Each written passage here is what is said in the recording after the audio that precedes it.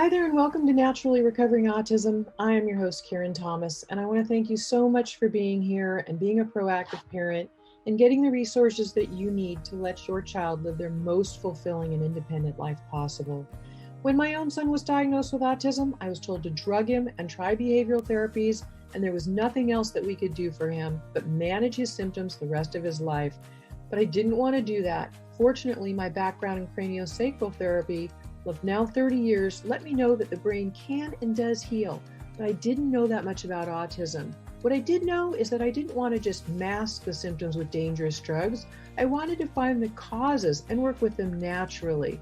And fast forward, it took me a decade and a lot of time and effort, but today my son is no longer diagnosable with autism after being told it could not happen. So I'm here to share with you valuable resources to save you the time and some of the expense that I had to spend to figure it out, and to help you let your child lead to their best results possible. Every child's level of recovery is different, but we know that children who couldn't sleep through the night are sleeping now through the night and happily. Their immune systems are now strong where they were once sick all the time. Children who were nonverbal and their parents were told they could never speak are now speaking. Children who were getting D's and F's in school are getting A's and B's, and those that were so anxious all the time and couldn't sit still and were uncomfortable in their own bodies are now calm and happy and relaxed, and they're leading fulfilling and independent lives with friends. This is what we want for our kids. So I'm here to share the resources with you so that you can get the best results for your child, the best possible. And you can start that right now with my free download of the top 7 foods to eliminate beginning today, of the top foods that are the most inflammatory and toxic that are contributing to those physical and behavioral symptoms of autism that your child is having. They're making his life uncomfortable. So you can get that right now at naturallyrecoveringautism.com/7 foods. And feel free to share that with anybody you know who would be interested. And I will also link to it in today's show notes. There's, of course, a lot more than diet, but this is something you could start doing today that will begin to reduce those symptoms. And I'm happy to share everything I can with you. So right now, let's dive into today's episode. Hi there, and welcome back once again. I'm really excited that you're here. Today, I'm going to be answering one of the most common questions I get, and I get this a lot. So as we go through this, know that you are not alone. This is about empowering you as a parent of a child with autism and having a guide to a smooth dietary transition. People always ask me, Karen, my child is a picky eater. How do I get them to change their dietary needs? How do I change them away from the foods that they will only eat? And so I'm going to cover not only some of the reasons why they are only eating those particular foods, but also give you, of course, some solutions that I hope will help to transition your child into a better diet, because there are a lot of reasons for this. And we're going to, again, I'll just cover those today. Any show notes will be at naturallyrecoveringautism.com/180, 180. This is episode 180. And so I'll be giving you a few links from today's show so you can just remember that. So again, people say, why is my child a picky eater and what can I do to improve his diet? And it's such a common question that I really wanted to dive into some of the reasons why, and again, what you can do about it. Diet can be tricky to transition our picky eaters, especially those with autism, but there is hope. My own son was once a really picky eater, and today he's not at all. And I've helped hundreds of parents transition their children to healthier diets over time. Children and adults with autism can be stuck in their routines and have some obsessions around food. But there's even more to this. So let's go into some of the reasons why your child is a picky eater.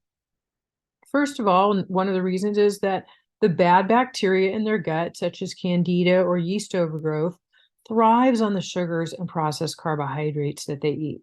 This makes them crave these foods. The problem is that when we feed the bad bacteria, they get stronger. They thrive on it, so they have to have it. They're contributing to our child's gut staying ill and something called leaky gut, which is where they have holes in the lining of the gut that allow undigested foods into the bloodstream. Now, things like candida or yeast will have little legs on them like screwdrivers that actually bore holes in the lining of the gut. And certain things that I'll mention that we'll go through cause inflammation in the gut that make the gut lining super weak. So it's even easier for holes to get torn.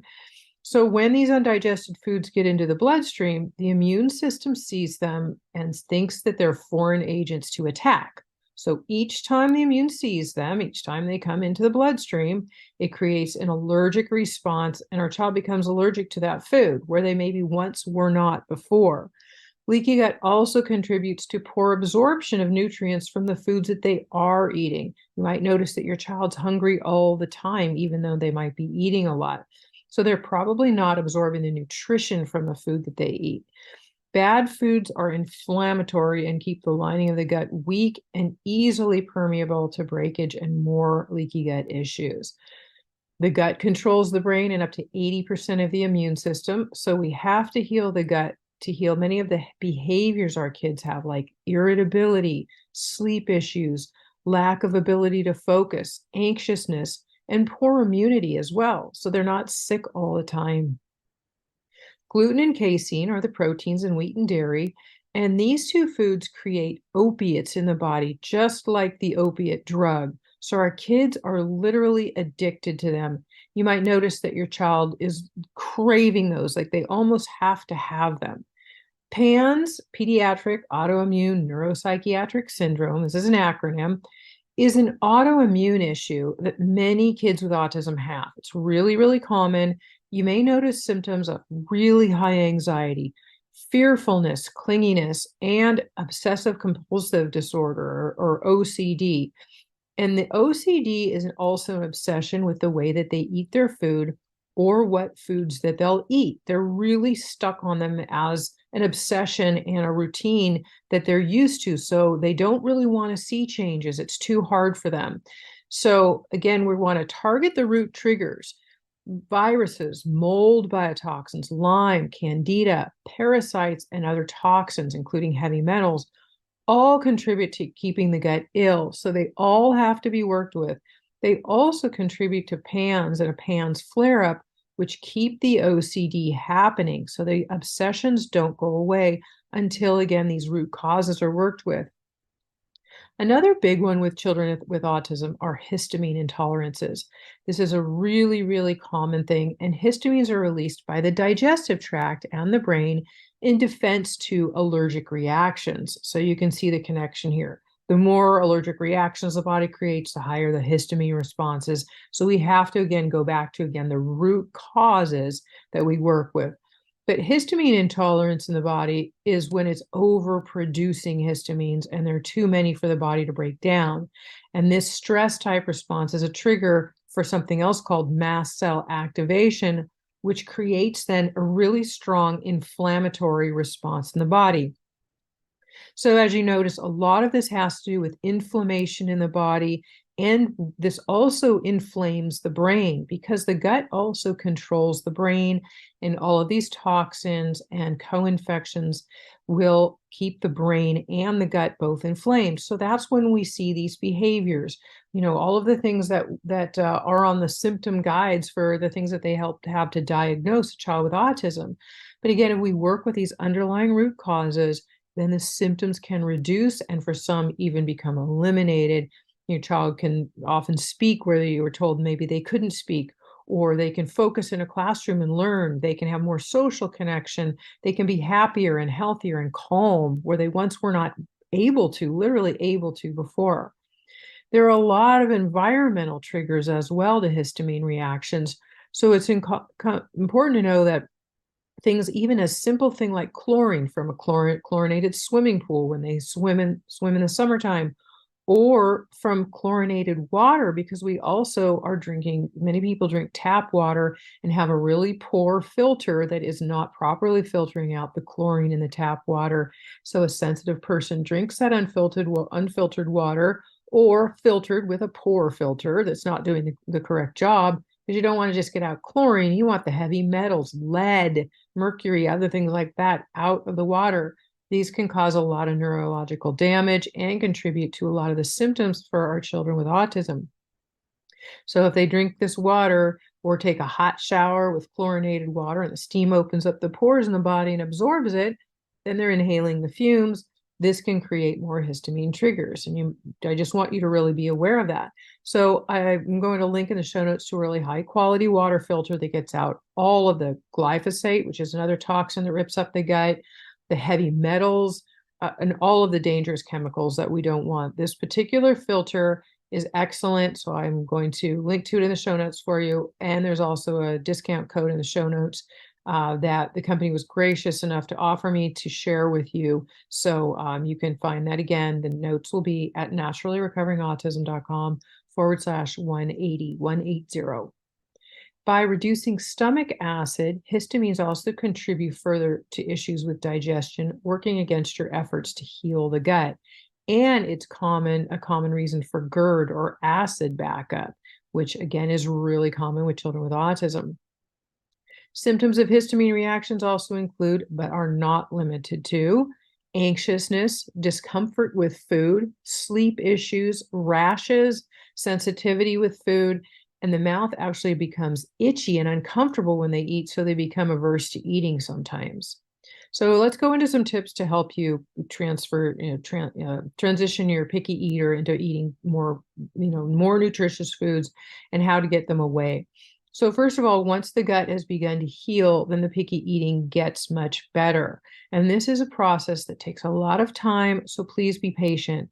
Besides working with all of the co-infections and toxicity that I mentioned that contributes to the leaky gut, we want to change the diet to help your child eat more nutritious foods and stop eating the inflammatory foods as well. Also to improve the absorption of nutrients from the food they're eating. And of course, there are many factors affecting their gut health, but it does begin with diet. The key can be to make small changes over time instead of huge transitions all at once. Kids with autism, again, are used to a routine and become stressed with any type of change or, and so it takes time. So be patient and persistent and consistent. And that's the key. I'm going to give you some tips now that'll help you to transition your child more easily. And as you start being able to make transitional changes with some of these things, it will not only help to heal the lining of the gut, stop, the inflammation or a lot of the inflammation from being in their gut, from even diet alone, is important to understand that the picky eating should calm down over time, but it can take several months. So don't think that this is a Band-Aid to rip off overnight or that it's all going to happen, in the first week, because that's when you think that you're not doing it right or you're doing something wrong or that you're never going to get it and that it's not going to work for you, and you start feeling overwhelmed and defeated. And I don't want you to feel that way. I really want you to feel empowered. I want you to understand that you can do this. It's just a process that takes time. One of the things that can be really helpful to calm the sensory overload in the mouth that they get, again, sensory issues affecting the mouth and how food feels, and this makes them feel uncomfortable, is to do lymphatic drainage. So if you massage the front sides of their neck downward, this helps open up lymphatic drainage, but also reduces the sensory overload for the jaw and the mouth. And again, in my background is craniosacral therapy. This is also really a great thing to do for a child with autism or for yourself or anyone.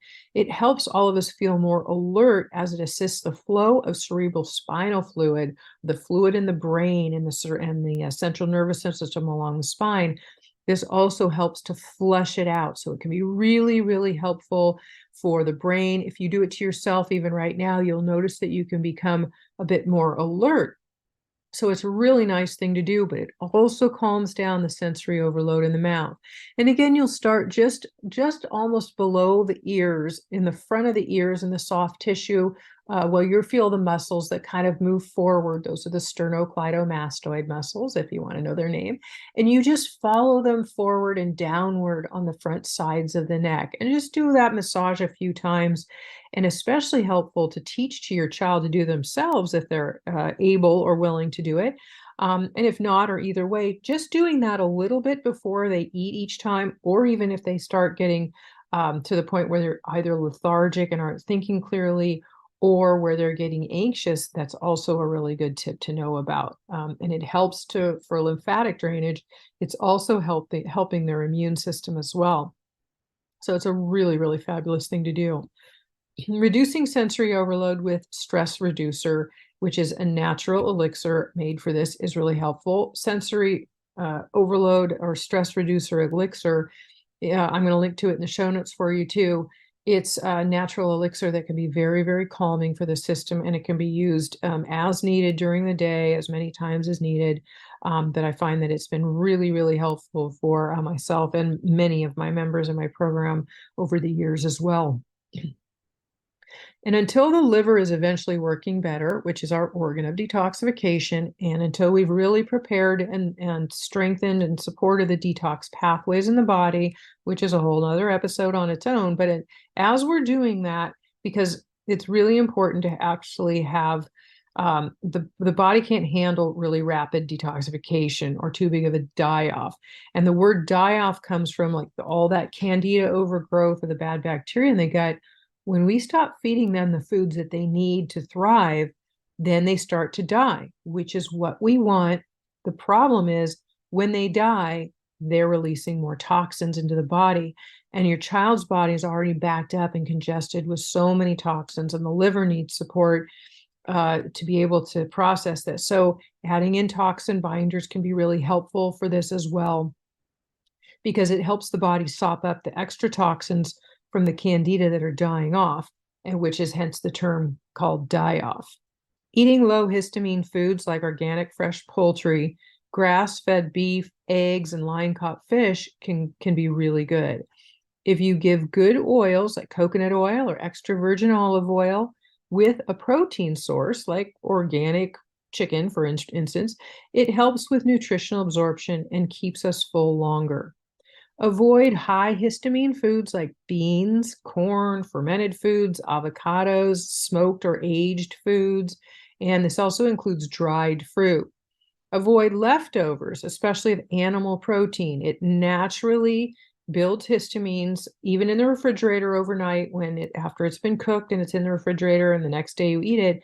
Every day it's left over, it creates more histamines naturally on it. So you'll notice that the next day too, your child might eat it and have a little bit of anxiousness afterwards or trouble sleeping, and this could have to do with some type of a histamine reaction.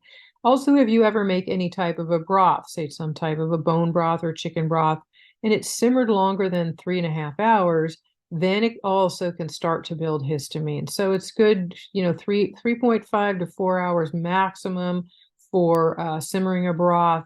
Then you also want to freeze the leftovers, because if you freeze leftovers, it won't build the histamines, and then you can just thaw it as you need it along the way. And that might make dinner time or snack time a little easier for you to have something to thaw out as well. Allergy relief elixir is another elixir I'm going to link to in the show notes. This assists in calming histamine reactions and reactions to allergic foods. So it can be really calming for the system. And I mentioned briefly mast cell activation, which is something else, but it can actually help the body to calm down from these additional internal triggers of inflammation going on. So again, I'll link to that one in the show notes for you too. Offering a reward system. That can be a simple thing to do. A bite of something you want your child to eat for a bite of something that they want to eat. You can begin to remove the top most inflammatory foods, which is, of course, key and number one from your child's diet. What ones are those? Well, if you don't have my free guide yet, please get it now at autismcheatsheet.com.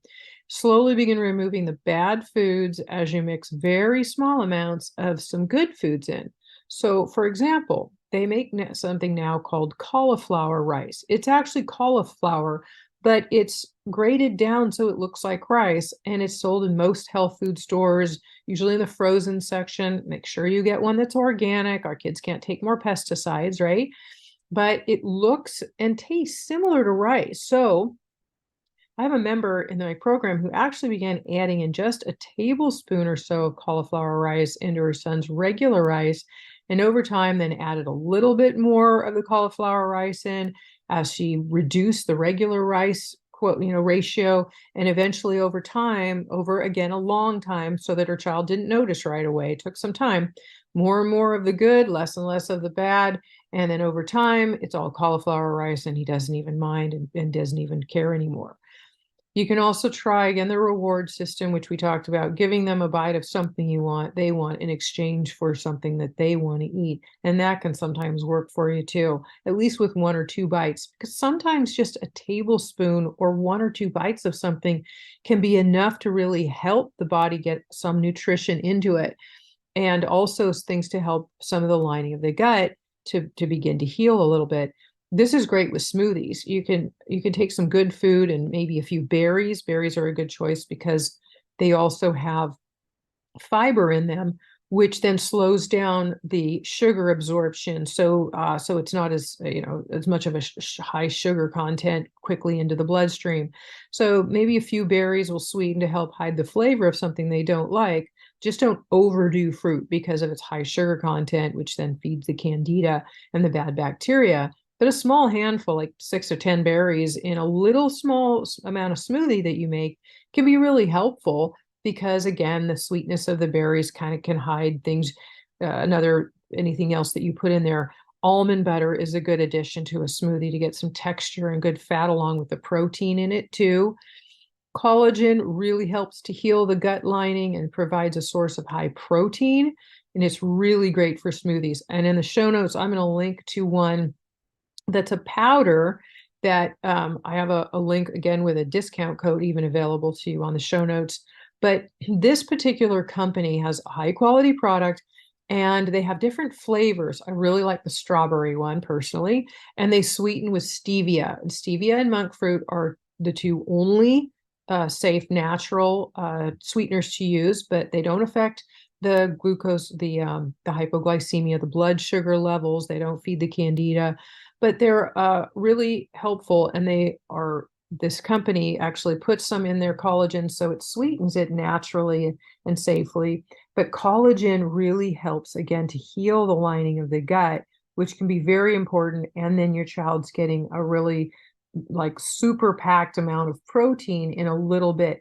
And you don't even have to put a whole scoop of it in. You could put a half of a scoop of it in with a little bit of almond butter, a little bit of coconut milk, and a few berries. And then if you wanted to, you could put a tiny bit of a toxin binder. Normally you want to take them away from food, but just to get some in, that is something that you can do as well. Because again, that toxin binder is going to help your child's body sop up some of the toxins as the diet even starts the detoxification process. So smoothies again, and by making just a little bit of a smoothie, then if your child drinks most of it or all of it, they're getting everything the ingredients of what you put in. If you make a giant one and they just take a few sips, they might not be getting much of the benefit of some of the things that you added to it. You can add with food supplements into smoothies as well, and that can be sometimes a good way to hide something in there. I would start out just with a regular smoothie first, because you don't want your child to taste something they don't like in it and then not take it from you again. So start out with something that's easy, something that doesn't have something hidden in it, so that you're building trust. Give it to a few times that way, and then just, if you add something and have it be minimal and little bit increments along the way, because you want them to want to drink it. So if you stick to those things, that can be really helpful tips. Enzymes can help break down food, which can be helpful as well. And I'll link to a good one in the show notes, as well as hydrochloric acid with pepsin can be really helpful if your child has GERD or acid backup. And again, I mentioned this as something that comes along with the histamine issue that our kids have. So a hydrochloric acid supplement can help to increase the stomach acid, which is the opposite of what most people think is happening when there is an acid backup issue. And it's actually that the body and the stomach don't have enough acid. And so that is why you get acid backup. So we actually need more. So hydrochloric acid with pepsin can be a supplement you can give your child if they have some GERD or acid backup issues. And any recipe can have an exchange of 1-to-1 ratio for a healthier flour, such as coconut flour or almond flour, in a recipe where it calls for wheat flour. So you can just substitute it over with something healthier. Stevia and monk fruit, as I mentioned, are the only two healthy natural sweeteners to use. You do not want to use artificial sweeteners. They're very toxic. Monk fruit, though, is a good healthy one. And it is a great substitute for sugar in replacement for baking in any recipe.